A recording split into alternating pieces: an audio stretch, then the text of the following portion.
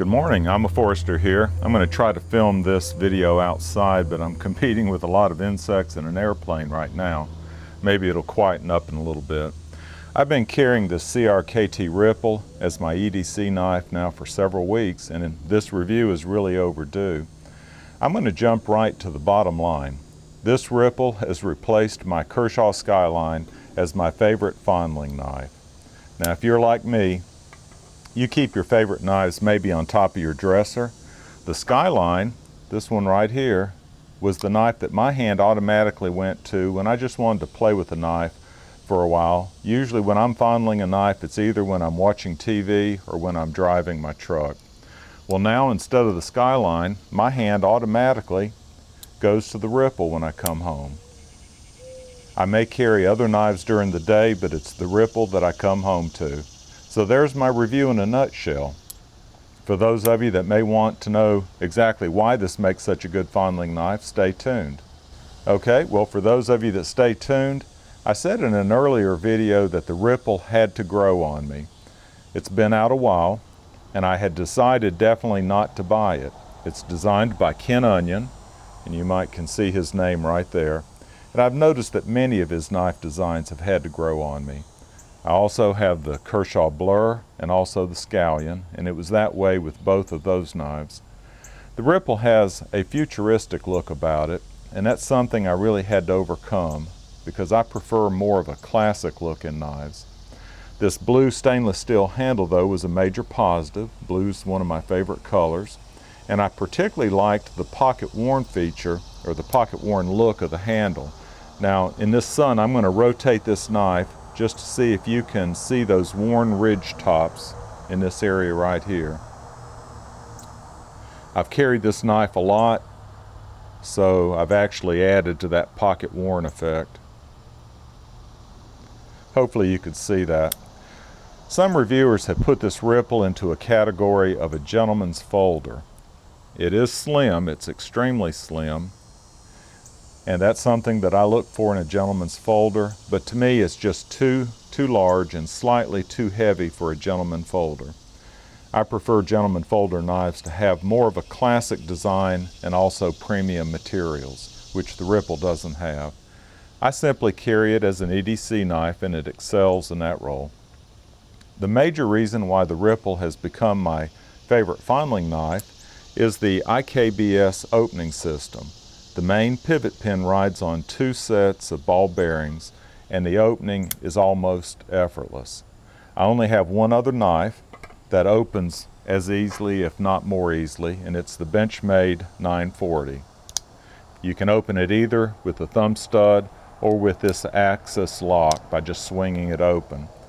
And the Benchmade 940 has never been my favorite fondling knife, primarily because it opens so easily. I guess I just need more of a sense of accomplishment, and the flipper design of this Ripple gives me that. Well, the Ripple isn't perfect though.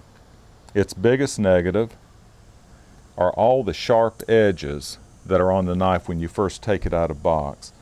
The most painful sharp edge was on this flipper itself, right on the very tip of the flipper. It was so sharp that it was almost painful. Other sharp edges that I noticed were right here where all this jimping is.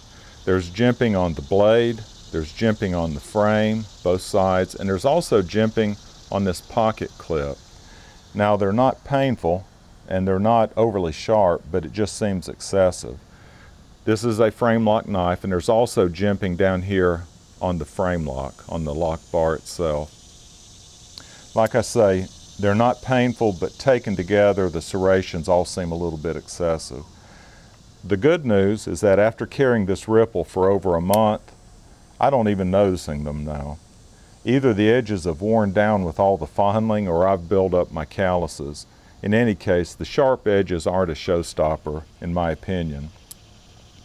Well, let's look at the blade. The blade is a modified drop point. It has a high hollow ground, and it has a satin finish. I think it's a very attractive blade style. It's made of a Kudo Plus steel, which is supposedly an improvement on 440C steel. Now, this is still the factory edge, and it's razor sharp. I meant to give a cutting demonstration, but I forgot to bring out any paper. The blade is just over 3 inches long, and to me that's the perfect length for an EDC knife. It has good belly for cutting, and the rounded spine of the blade is one feature that I think gives any knife a real touch of class. Now I'll cover some other features quickly. It has tip down carry only, which isn't a big deal to me. The pocket clip is not very attractive. That's not my favorite style of pocket clip, but I found it to be very pocket friendly. It goes in and out of my pocket with ease. The knife has a flow-through design, which makes it easy to keep clean, and it's perfectly centered. But I do want to point one thing out while we're looking at this end of the blade. Notice how close the tip of this blade comes to the end of the frame. And it's so close that I've noticed that my finger can catch on the tip of that blade. I've never been cut by it, but it is something I did want to make you aware of. Finally, I found myself missing a feature on this particular knife, the Ripple, that's available on other knives. Now here's the Kershaw Skyline. I'll set it back out there. And here's the Benchmade 940. I'll set it out there. Do you notice anything missing on the Ripple that the other two knives have? I'll give you a second to look. Well, if you said thumb stud, you would be correct. I first noticed it missing when I misdeployed the Ripple, which is sort of hard to do because it opens so easily. But if you get it to this position right here, my hand went automatically up to open the finish opening the knife, and that's when I noticed that, hey, where's the thumb stud? You're left with two other options, or three options actually. You can close the knife and just redeploy it, and that's easy enough. Or you can adjust your grip, take hold of the blade, and let the weight of the handle open it. And the ball bearings are so smooth, that's easily done. And the other is adjust your grip to hold the handle like this, and then just flick it open. It's not a big deal in any case, but it just took me by surprise because when I misdeploy the Kershaw, I just easily go up there and finish opening it like that.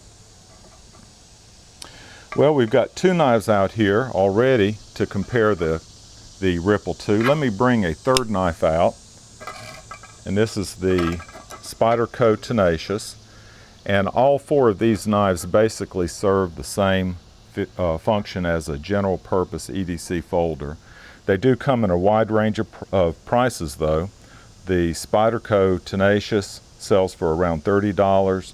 The Kershaw Skyline sells for around $40. And as I say, that was my favorite fondling knife up until I got the Ripple. The Ripple was a gift to me for my birthday from my wife, and I think she paid somewhere around $85 to $90 for it.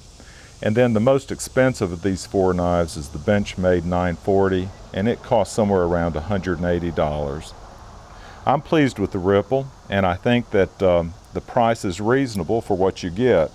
Now there is a cheaper version of this Ripple, and I think it puts it more in the price range of these two knives. I think it's right at $30, which is similar to this Tenacious.